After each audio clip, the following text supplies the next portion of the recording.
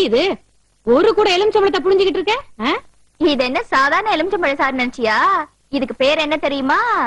Annum Terramycin.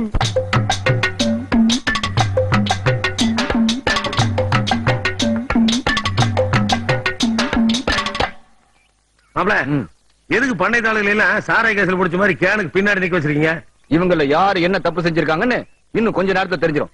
அதுக்கப்புறம் தப்பு செஞ்சவங்க சீட்டை கழிச்சு வீட்டுக்கு அனுப்ப வேண்டியதான். சீட்டை கிழிக்கிறது இருக்கட்டும் மாப்ள, மேட்டர் என்னன்னு சொல்லுங்க.